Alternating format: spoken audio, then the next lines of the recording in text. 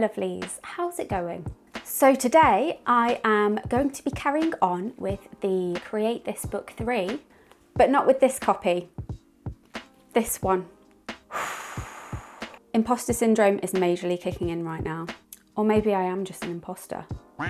So for anyone who is following the journey of the book and is new to the channel, hi, I'm Emma. I love to try out all different art styles and techniques and materials on this channel. Also, me and my daughter Lily recently created some children's books together, so the characters from these do feature quite a lot in my videos as well. I am also filming from a garden shed right now. It did used to be my husband's man cave, but he very kindly let me paint it pink. Love you, Elliot. For anyone who doesn't know what I'm holding here, I shall start from the beginning. Create This Book 3 is the third in a series of prompt books created by Mariah Elizabeth. Aussie crafter bought this copy and decided to organise one of YouTube's biggest ever art collaborations by sending it around the world to over 50 artists to complete. So as you can see, it is already getting pretty chunky. So where has it been so far? Well, of course, it started with Aussie Crafter, who started it off by decorating the front cover and made a start on the prompts inside the book as well by creating a swarm. It then went to Rose Requin in America, who completed the prompts, create a finger painting and a terrible smoothie. It continued its journey in America to So Craftastic, who created jewellery and excess. Then to Rhea Page, who created a garden and holes. Courageous Painting created pointillism and a straw painting. Then the book continued its journey to South America, where Creative Paula created a castle and hope. Then back to America again, where Ashley Monet created a mythical creature and fascination. Anchored Art Designs created something anthropomorphic and an I Spy. Caution Artist at Play created gold and clouds. Chuck Lee created fear and a dozen. Scott Christian Sava created realism and a word. Then it went to Paint Crush with Christy Rice, who created a bird's eye view and a menu. Shoozy Art created a treehouse and paradise. Then the book did have a few delays here and there for a while, but it finally made its way to the Cassie Projects in England, where she created a robot and a story. Continuing its tour of the UK, it went to Chantel Arts, who created Stained Glass and a sequel. And then to Doodle Date. Adam created a screenshot and Steph created a scented candle. Steph and Adam had left a lovely note and some stickers from their store, which my kids have already been eyeing up, but mine.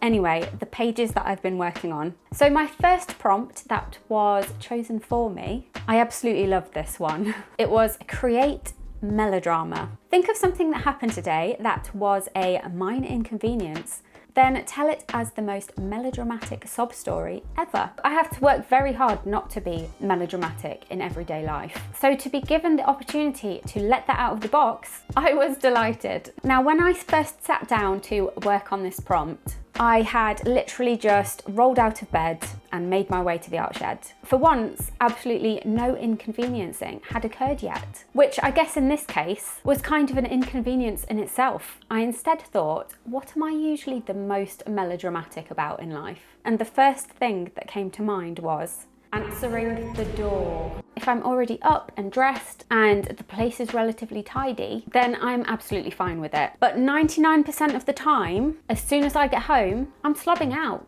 And if someone unexpectedly knocks on the door, I bolt. And it drives my husband Elliot absolutely up the wall. Please tell me that I'm not the only one who does this. So I decided to create a comic strip for this one, but I haven't really settled on any particular cartoon style yet. So I was in need of some inspiration. My kids absolutely love watching Cartoon Network shows, and I would say that the animators of those have definitely got melodrama down to a T. I noticed that they all have like really rounded features, even their eyebrows are kind of rounded. We do express a lot of emotion with our eyebrows.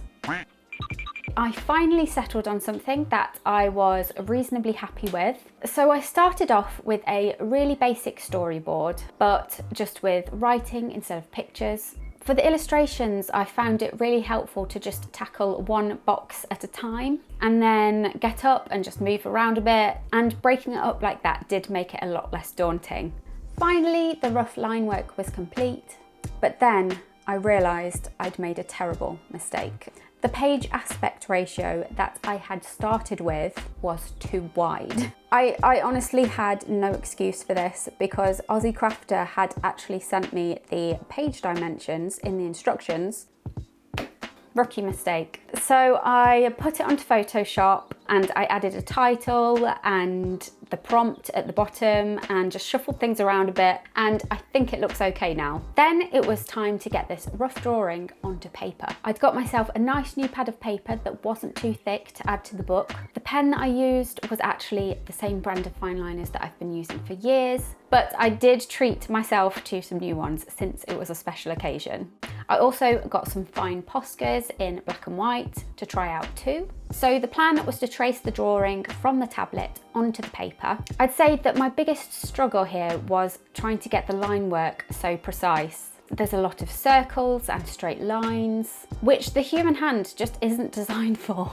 There's a good reason why drawings like this are usually drawn digitally. I was holding that pen so tightly for about 3 hours. My hand literally turned into a shriveled claw of pain. The white Posca pen definitely saved the day numerous times because I was able to use it basically like Tipp-Ex. So this is my new favourite pen right here. Then it was on to adding some colour.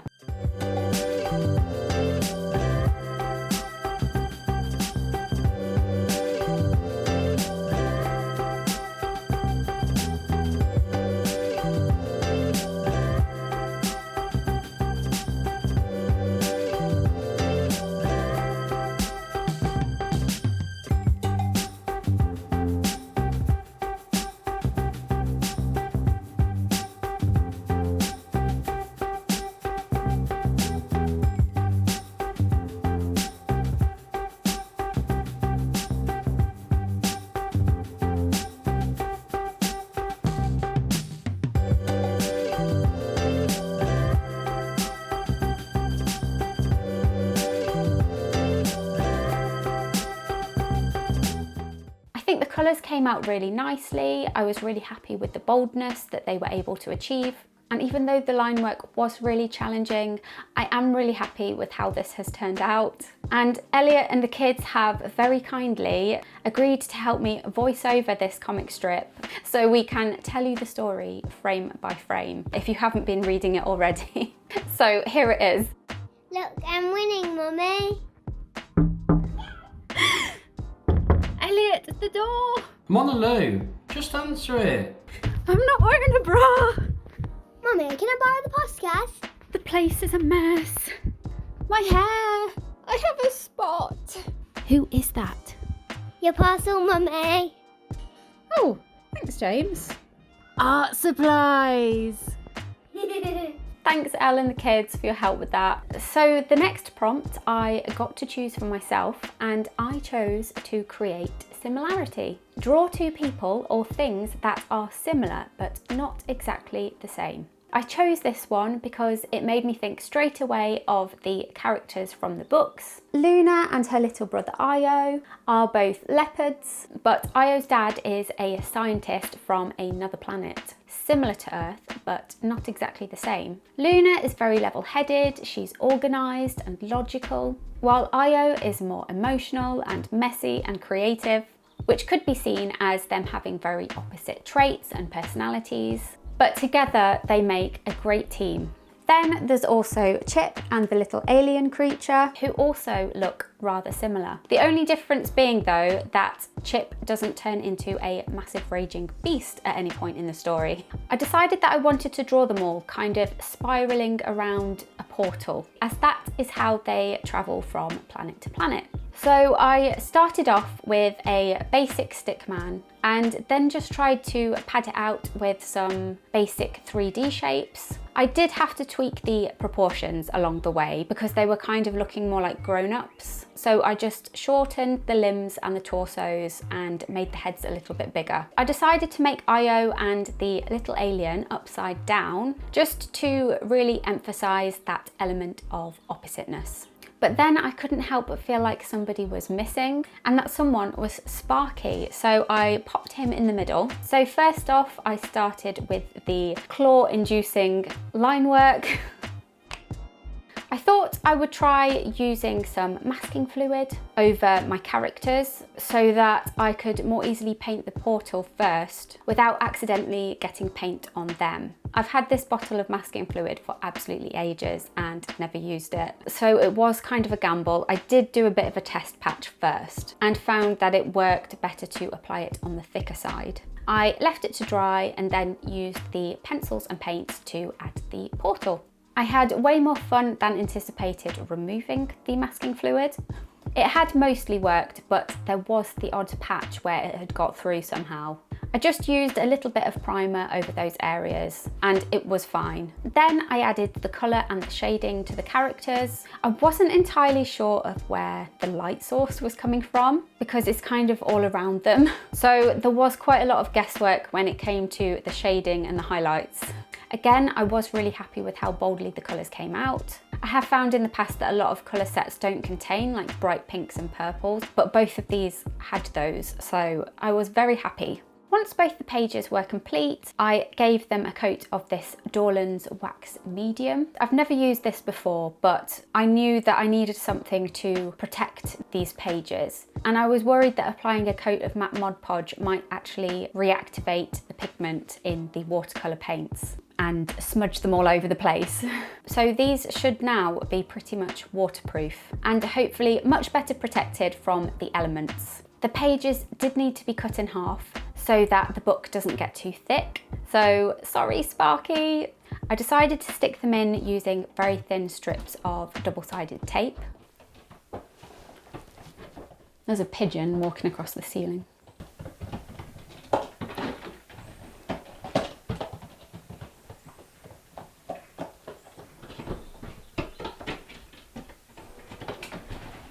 Okay, I'm gonna move them along. Where was I? Yes, so I used some double-sided sticky tape. I would definitely recommend using that if you're ever trying to... Pigeon has landed on the trampoline that's got the... We put the little things on so that they don't land on it. Hang on, I'll get a video. Oh, it's gone now. Yes, I had lots of fun exploring different cartoon styles. I think I've learned a lot about exaggerating expressions. And I think I've got a newfound level of appreciation for all of the existing comic strips out there.